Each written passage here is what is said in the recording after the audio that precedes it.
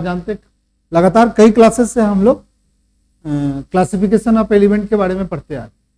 Element का classification करना जरूरी है और उस जरूरी को समझते हुए कुछ कुछ कैरेक्टर है एलिमेंट का, उस कैरेक्टर के बारे में हम लोग समझने की कोशिश किए हैं।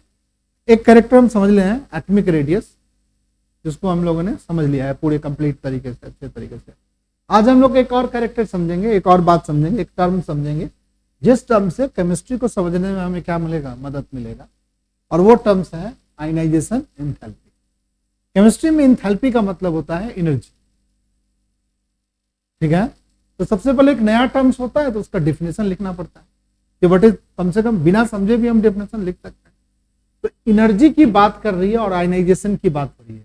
तो आयनाइजेशन एक प्रोसेस है और एनर्जी कहने का मतलब एनर्जी हो गया, यानी उस प्रोसेस में जो एनर्जी या तो इमिट हो सकती है या एनर्जी क्या होती है, रिक्वायर्ड हो सकती है। कोई भी काम, कोई भी एनर्जी जो हमारी यूज्ड एनर्जी है, या तो एनर्जी किसी चीज से निकलेगी, जैसे लाइट कह सकते हैं कि एनर्जी का सोर्स है, सनलाइट निकलती है, सन की एनर्जी, चाहे बल्ब वगैरह से लाइट एनर्जी निकलती है। तो अगर हम इलेक्ट्रॉन्स की एनर्जी, यहां पर आयनाइजेशन कहने का मतलब एटम से इलेक्ट्रॉन्स निकालने की एनर्जी, क्या बोला मैं, एटम से इलेक्ट्रॉन्स निकालने की एनर्जी। चलो भाई, अब एटम में इलेक्ट्रॉन्स, तो सबसे प्यारा जो एटम है हमारे इर्द गिर्द में, बचपन से हम लोग एक बहुत सुंदर एटम के बारे में पढ़ते आते हैं, सोडियम के बारे में। आज भी हम इस सोडियम के बारे में ही समझें। सोडियम का हमें शायद सब बच्चों को इलेक्ट्रॉनिक कॉन्फ़िगरेशन और एटॉमिक नंबर भी याद है, और किसी का याद हो या ना हो, सोडियम का क्या होगा, याद होगा। आप यहां जाइए, ज्यादा अच्छा रहेगा, ठीक है। तो सोडियम का इलेक्ट्रॉनिक कॉन्फ़िगरेशन अगर हम लिखें तो हम लिखते थे 1s2 2s2 और 2p क्या लिखते थे बताओ, 6, और 3s क्या लिखते थे, 1। एक इलेक्ट्रॉन यहाँ पे हो गए। आउटर मोस्ट ऑर्बिट में कितने इलेक्ट्रॉन है बताओ, एक इलेक्ट्रॉन है। अब कह सकते अगर हम इसका सेल डायग्राम बनाए या न्यूक्लियस को बताते हुए तो क्या लिखेंगे बताओ, यहाँ पर 2, यहाँ पर इस सेल में कितने इलेक्ट्रॉन्स, 8, और इसमें कितने इलेक्ट्रॉन्स, 1 हो गए। अगर इसका मॉडल बनाए एटम के कुछ इस तरीके, ये हमारा क्या हो गया बताओ, न्यूक्लियस। इसकी ताकत कितनी होगी, न्यूक्लियस के बारे में जब भी हम बनाएंगे तो न्यूक्लियस की ताकत मतलब प्रोटॉन की संख्या। तो प्रोटॉन कितने होंगे, 11 प्रोटॉन। ये पहला न्यूक्लियस, सॉरी पहला सेल। ये क्या हो गया बताओ, दूसरा सेल। और ये क्या हो गया बताओ, तीसरा सेल। और केमिस्ट्री में जो सेल होती है, जो आउटर मोस्ट सेल होती है, वो सबसे इफेक्टिव सेल होता है। उसी पर बहुत सारी बातों का चर्चा चलती है। ये आउटर मोस्ट सेल में कितने इलेक्ट्रॉन्स है, एक इलेक्ट्रॉन है। और तुम सभी बच्चों को पता है कि सोडियम एक इलेक्ट्रॉन्स को क्या करता है, दे देता है। अब तुम सभी बच्चों को यह भी पता है ये वाला जो इलेक्ट्रॉन्स है वो न्यूक्लियस से टाइटली हेल्ड है, और इस इलेक्ट्रॉन्स की एनर्जी क्या होती है भाई, निगेटिव एनर्जी होती है। किसी भी सेल में पड़े हुए इलेक्ट्रॉन की एनर्जी निकालने का एक हमने फॉर्मूला पढ़ा था बोहर मॉडल में। माइनस का क्या पढ़ा था, 13.6 बाई में n² इंटू में क्या, Z² इलेक्ट्रॉन वोल्ट। ये हमारा पढ़ा था फॉर्मूला, ठीक है, बोहर मॉडल में। याद है बोहर मॉडल का ये वाला बात, देखो तो बेटा यही था कि बोहर मॉडल के अंतर्गत हमने एनर्जी का फॉर्मूला 13.6 इंटू में Z² बाई में क्या लिखेंगे, n²। सही लिख दिया। या जूल में लिखते थे 21 पॉइंट क्या 2.1, सॉरी 2.18 बाई में n² इंटू में Z²। ये हमारा जूल में भी एनर्जी का ये फॉर्मूला। अब यहां पर तुम लोग सभी बच्चे देखोगे कि इलेक्ट्रॉन्स की एनर्जी निगेटिव होती है। इलेक्ट्रॉन्स की एनर्जी क्या होती है, निगेटिव होती है। और ये निगेटिव एनर्जी का मतलब होता है कि इलेक्ट्रॉन्स हमारी न्यूक्लियस से क्या है बताओ, टाइटली बाइंड। न्यूक्लियस से क्या है, इलेक्ट्रॉन्स टाइटली क्या है, हाँ भाई। इनटू में 10 की पावर क्या होगी, 18 होगी माइनस का। नहीं बच्चा पार्टी बेटा, फिर से लिखेंगे। एनर्जी का फॉर्मूला क्या बचेंगे, माइनस का 2.18 इंटू में 10 की पावर -18 बाई में n² इंटू में Z²। इतना जूल होगा, इतना जूल क्या होगा बताओ, इतना जूल हमारे के इलेक्ट्रॉन्स की एनर्जी है जो उस सेल में क्या हो रही है,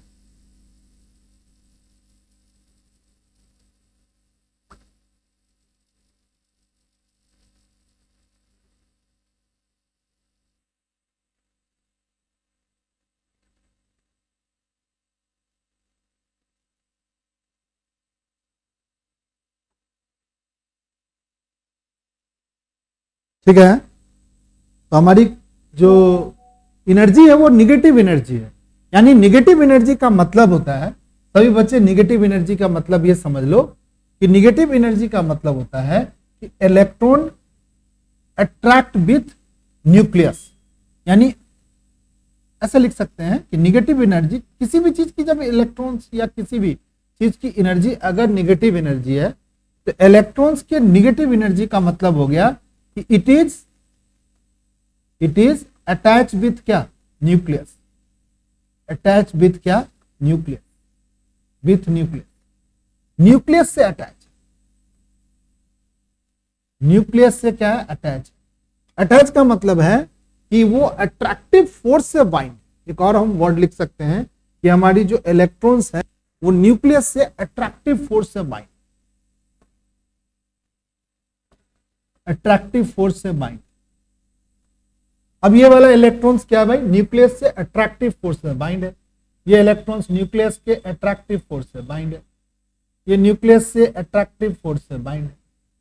जब अट्रैक्टिव फोर्स से बाइंड है तो इसको निकालने के लिए, इस वाले इलेक्ट्रॉन्स को क्या करना है, निकालना है हमें। निकालने के लिए हमें क्या चाहिए, इसको एनर्जी देना पड़ेगा, इसको एनर्जी, यानी इसको एनर्जी देना पड़ेगा। यानी ये एनर्जी अगर हम देंगे तो कितनी एनर्जी देंगे, जितनी एनर्जी से ये अट्रैक्ट हुआ है, जितनी एनर्जी से ये टाइटली हेल्ड है, उतनी एनर्जी अगर हम दे दें तो ये इलेक्ट्रॉन्स क्या करेगा, इस न्यूक्लियस को छोड़ के निकल आएगा, बाहर निकल। ठीक है। एन क्या है, यहां पर कोई बच्चा बताएगा एन क्या है, सेल नंबर। एन क्या है, सेल नंबर। लिखते जाइए धीरे धीरे आप लोग, सेल नंबर आप लिखेंगे तो आपके कॉपी का जो है ना कुछ कुछ डेटा स्टोर होता जाएगा। ये हमारा सेल नंबर है। अब ये सेल नंबर कौन सा है, थर्ड सेल में इलेक्ट्रॉन्स पड़ा हुआ है, नहीं है, ये पहला सेल है, ये दूसरा सेल है, तीसरे सेल में, तीसरे सेल में जो इलेक्ट्रॉन्स पड़ा है, तीसरे सेल का जो इलेक्ट्रॉन्स पड़ा है उसकी कुछ ना कुछ एनर्जी होगी। अब ये इलेक्ट्रॉन छोड़ेगा, तो जब इलेक्ट्रॉन्स लीव करेगा अपने एटम को तो उसको एनर्जी चाहिए। तो आपने एक डिफिनेशन बनाया, कैसे बनाया कि it is represented energy required. अब इलेक्ट्रॉन्स को न्यूक्लियस को छोड़ना है, न्यूक्लियस से जो अट्रैक्ट है उस न्यूक्लियस को लीव करना है, उस न्यूक्लियस से बाहर जाना है, वो निगेटिव एनर्जी से क्या है, अटैच है। निगेटिव एनर्जी का मतलब होता है कि अट्रैक्टिव फोर्स से बाइंड है। अब उसको रिव्यू हटाना है, वहां से उसको कहा है कि भाई इस न्यूक्लियस को छोड़ो, तो क्या लिखा, it is represent the energy required to remove the electron from isolated gaseous atom. अब ये आइसोलेटेड गैसियस एटम मतलब कि अकेला एटम, अकेला कोई सोडियम एटम, जैसे हम लिखते हैं ये सोडियम सॉलिड लिखते हैं। सोडियम सॉलिड कहने का मतलब क्या, ढेर सारे एटम का क्या, एग्रीगेशन, ढेर सारे एटम के गुच्छे। अब क्या हो गया बताओ, हम क्या बोल रहे हैं, आइसोलेटेड गैसियस एटम, यानी सोडियम का एक atom, that is called isolated gaseous. ये सोडियम अपने जैसे सोडियम से अटैच नहीं है। अब इस सोडियम को कहा कि तुम एनर्जी ले लो भाई, कितनी एनर्जी ले लो, आयनाइजेशन एंथैल्पी के बराबर एनर्जी ले लो। जैसे ये एनर्जी लेगा, ये एनर्जी किसको मिलेगा, इस इलेक्ट्रॉन्स को मिलेगा, और ये इलेक्ट्रॉन्स इस एटम को क्या कर देगा, छोड़ देगा। कहां जाएगा, इलेक्ट्रॉन्स। इस प्रोसेस को लिखते हैं कि हमारे सोडियम का क्या हो गया, आयनाइजेशन। सोडियम का क्या हो गया भाई, आयनाइजेशन। यहाँ एक्स जैसा कोई अननोन क्या है, आयंस है, किस स्टेट में बताओ, गैसियस एटम। गैसियस स्टेट में कोई चीज किसी चीज से अटैच नहीं रहता है, अलग अलग होता है गैसियस। जैसे सोडियम सॉलिड लिखें तो इसमें ढेर सारे एटम क्या है, अटैच है। यहाँ पर सोडियम क्या है, गैसियस एटम है। गैसियस एटम मतलब होता है सब अलग अलग, सारे गैस के, सोडियम के सारे एटम अलग अलग है, गैसियस फॉर्म में है। अब इसको एनर्जी दिया, एनर्जी जैसे ही दोगे तो ये एनर्जी किसको मिलेगा भाई, सबसे पहले आउटर मोस्ट ऑर्बिट के इलेक्ट्रॉन्स को मिलेगा, और वो इलेक्ट्रॉन्स उस एनर्जी को पाते ही अपने इलेक्ट्रॉन्स क्या करेगा, अपने एटम्स को क्या कर देगा बताओ, छोड़ दे। ठीक है। ये जो प्रोसेस हुआ तो हम लोग आयनाइजेशन का प्रोसेस बोलते हैं। कैसे लिखा गया भाई, तो हमने कहा कि जैसे एक्स यहाँ जो लिखा हुआ है, एक्स गैस मतलब कोई भी एटम जो गैसियस फॉर्म में है, एक्स पर कौन सा चार्ज आएगा भाई, एक इलेक्ट्रॉन छोड़ेगा तो एक पॉजिटिव चार्ज। ठीक है। तो इसमें जो एनर्जी आपने इसको दिया है, इसको बोलेंगे आयनाइजेशन एंथैल्पी 1, यानी पहले इलेक्ट्रॉन्स को निकालने के लिए कितनी एनर्जी चाहिए, तो I1। अब ध्यान से देखो, अगर हम सोडियम की बात करेंगे तो सोडियम की बात क्या हो गई, सोडियम प्लस आयन बन गया, ठीक है, और एक इलेक्ट्रॉन लॉस कर लिया। उसी तरीके से एक और इलेक्ट्रॉन लॉस करना चाहता है, मान लो, तो क्या होगा, बारी बारी से ये काम होता है। ऐसा नहीं कि एक बार में ही 2 इलेक्ट्रॉन से झटाके से निकाल नहीं, पहले एक इलेक्ट्रॉन निकलेगा फिर दूसरा इलेक्ट्रॉन, ठीक है। जैसे खाने की प्रोसेस होती है ना, एक रोटी खाया फिर दूसरा रोटी, दोनों रोटी एक साथ थोड़ी तोड़ना शुरू कर देते, पहले एक एक पूरी खाते हैं फिर दूसरी पूरी खाते हैं। कोई से आदमी देखो कि 2-2 पूरी को एक साथ तोड़ तोड़ के खा रहा है, 2 पूरी में से दोनों में से एक एक पट्टा वाला पटक से खा लेते, ऐसा नहीं करना चाहिए, प्रोसेस नहीं है वो। तो इलेक्ट्रॉन्स भी कहता है 1 by 1 हम क्या करेंगे, एटम को लीव करेंगे। तो 1 by एटम को लीव करो तो क्या होगा बताओ। अब एक्स गैस जो एक इलेक्ट्रॉन को लीव कर दिया था वो एक्स पॉजिटिव, ये गैस है तो ये भी गैसियस स्टेट में ही रहेगा। अब एक्स पॉजिटिव जो गैसियस है वो फिर से इसको एनर्जी दोगे, फिर से इसको क्या दोगे बताओ, एनर्जी दोगे।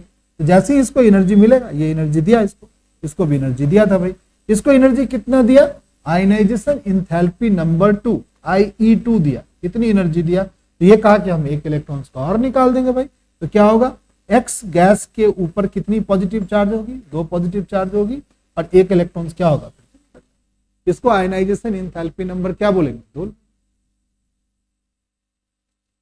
अब ये आयनाइजेशन इंथैल्पी को एक्सप्रेस करते हैं यूनिट में किलो जूल मोल इनवर्स, वो आप अपनी कॉपी में लिख सकते हैं, यूनिट कर सकते हो। आयनाइजेशन इंथैल्पी ऑलवेज क्या होती है, पॉजिटिव होती है। आयनाइजेशन इंथैल्पी हमेशा क्या होती है, पॉजिटिव है। पॉजिटिव कहने का मतलब एनर्जी देना होता है, ठीक है। अगर कोई सिस्टम को एनर्जी दे रहे हो तो उसको हम पॉजिटिव एनर्जी बोलते, ठीक है। यहां पे एनर्जी दी गई है, यानी इसलिए आपने डेफिनेशन क्या लिखा है बताओ, it is represented the energy required to remove electron from isolated. Energy required यानी सिस्टम को एनर्जी चाहिए, ठीक है। कोई सिस्टम किसी चीज से अटैच है, ये इलेक्ट्रॉन्स इस न्यूक्लियस से अटैच है, तो ऐसे थोड़ी भाग जाएगा ये इलेक्ट्रॉन, इसको कुछ एनर्जी चाहिए, वो एनर्जी दोगे तो ये इलेक्ट्रॉन्स क्या हो सकता है, बाहर आ सकता है, ठीक है। समझ गया।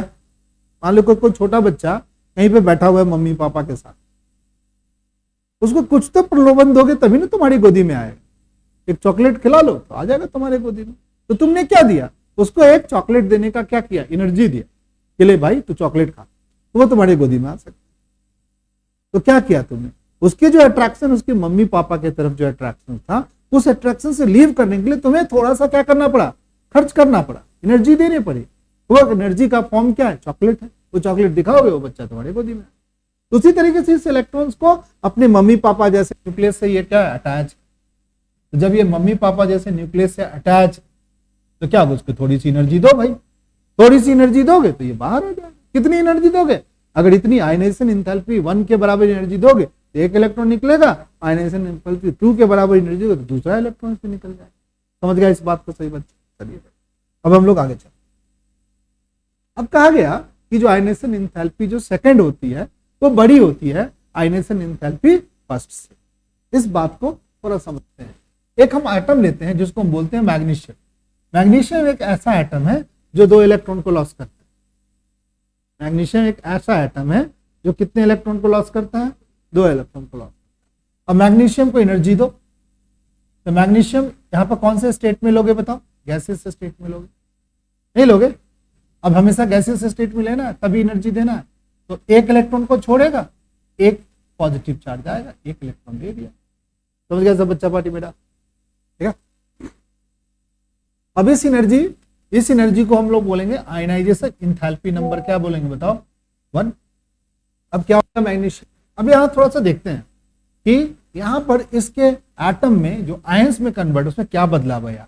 यहां पर क्या था, 12 प्रोटॉन था, ठीक है। 12 प्रोटॉन जो था वो क्या कर रहा था भाई, न्यूक्लियस का ये साइज था 12 प्रोटॉन का साइज, तो ये पहला न्यूक्लियस का साइज, ये दूसरा सेल, और ये क्या हो गया तीसरा सेल। बताओ थर्ड सेल में यहाँ पर कितने इलेक्ट्रॉन्स थे बताओ बच्चा पार्टी, जोर से बोलो थोड़ा। 2 इलेक्ट्रॉन्स। यहाँ पर कितने इलेक्ट्रॉन थे भाई, 2 इलेक्ट्रॉन, ठीक है। इसमें 2 इलेक्ट्रॉन्स। अभी तो इसमें एनर्जी दिया तुमने, जैसे इसमें एनर्जी दिया तो इसमें से इलेक्ट्रॉन्स क्या आ गया, बाहर आ गए। अब इसकी स्थिति क्या हो गई भाई, क्या इसके प्रोटॉन में कोई बदलाव आया, नहीं सर। अभी भी इसमें कितने प्रोटॉन है सर, 12 प्रोटॉन। और ये जो न्यूक्लियस की जो ताकत होती है, ये जो न्यूक्लियस की ताकत होती है वो आउटर मोस्ट इलेक्ट्रॉन पे ज्यादा वो फोर्स लगाता है कमजोर चीजों पे। ये स्टेबल चीज है, ये जो आउटर मोस्ट की जो ऑर्बिट है ना उसको सबको खींचता है, बट इफेक्ट जो होता है ना वो आउटर मोस्ट के बारे में हम लोग पढ़ते हैं। ठीक है, अभी क्या कर रहा था, 12 प्रोटॉन इन 2 इलेक्ट्रॉन को खींच रहा था। अब क्या हुआ भाई, यहां पर क्या हुआ, यहां पर देखो 12 प्रोटॉन है। अब बताओ आउटर मोस्ट ऑर्बिट में कितने इलेक्ट्रॉन्स बच गए, बता दो बच्चा पार्टी। आउटर मोस्ट ऑर्बिट में कितने इलेक्ट्रॉन बच गए अभी। ठीक है, पहले ये 12 प्रोटॉन जो है ना इस सभी इलेक्ट्रॉन्स को क्या कर रहा था, अपनी ओर खींच रहा था। अब क्या ये 12 का 12 मिल करके ये पहले जो था वो कुछ कम खींच रहा होगा, नहीं कम खींच रहा होगा। दो प्रोटॉन को 12 प्रोटॉन खींच, 2 इलेक्ट्रॉन्स को 12 प्रोटॉन खींच रहा था। अब ये 12 मिल करके अकेला किसको खींच रहा है बताओ, एक को खींच रहा है। बताओ खींचने की ताकत कहां बढ़ गई, यहां खींचने की ताकत बढ़ी कि घटी, बढ़ी। अब यहां से चाह रहे फिर से इलेक्ट्रॉन्स निकाले एक और। ठीक है, बताओ इस आयन में इफेक्टिव न्यूक्लियर चार्ज बढ़ा कि घटा, बढ़ा। पहले आपके 12 रुपए 2 भाई बहन में बट रहे थे, अब 12 रुपए अकेले तुम गलत करने के चक्कर में हो क्योंकि एक ही इलेक्ट्रॉन बच गया। तो इफेक्ट तो न्यूक्लियर का इफेक्ट बढ़ा है ना। तो न्यूक्लियर का इफेक्ट बढ़ने का मतलब क्या होता है, न्यूक्लियस अपनी ओर चीजों को क्या कर रहा है बताओ, खींच रहा है। तो खींचेगा तो क्या होगा, एनर्जी बढ़ेगी और ज्यादा निगेटिव एनर्जी हो जाएगी। जितना ज्यादा निगेटिव एनर्जी उतना ज्यादा क्या करना पड़ेगा, पॉजिटिव एनर्जी देना पड़ेगा, तभी तो इलेक्ट्रॉन्स बाहर आएगा। तो बताओ अगली केस जब मैग्नीशियम का केस बनेगा तो मैग्नीशियम का केस Mg बनेगा प्लस आयन बनेगा, ये भी गैसियस स्टेट में होगा। ठीक है, यहां पे गैसियस स्टेट लिखेंगे हम। अब इसमें फिर से एनर्जी डालेंगे तो क्या बताओ कि इसकी एनर्जी जो होगी वो पहली वाली एनर्जी से क्या डालना पड़ेगा बताओ, ज्यादा एनर्जी डालना पड़ेगा, नहीं डालना पड़ेगा। इसको बोलेंगे आयनाइजेशन इंथैल्पी नंबर क्या होगा बताओ, आयनाइजेशन इंथैल्पी नंबर 2। अब ये आयनाइजेशन इंथैल्पी नंबर 2 जो होगा वो बड़ा होगा आयनाइजेशन इंथैल्पी नंबर 1 से। कारण अगर पूछेगा तो due to increase in effective nuclear charge. कैसे बढ़ा भाई, यहां पर 12 प्रोटॉन 2 इलेक्ट्रॉन को खींच रहा था, यहां पर 12 प्रोटॉन क्या कर रहा है, एक सिंगल इलेक्ट्रॉन को खींच रहा है। तो हमारी इफेक्टिव न्यूक्लियर चार्ज बढ़ने के कारण सेकेंड आयनाइजेशन इंथैल्पी क्या होती है, बड़ी होती है। किससे, फर्स्ट आयनाइजेशन। तो आप अगर कोई आदमी पूछेगा कि second ionisation enthalpy, second ionisation enthalpy कैसे लिख देते हैं, IE क्या 2 बड़ा होता है, IE क्या बताओ 1। क्यों, due to effective nuclear charge, increase in effective nuclear charge लिख दे। कोई दिक्कत है किसी बच्चे को, increase in effective nuclear, effective nuclear.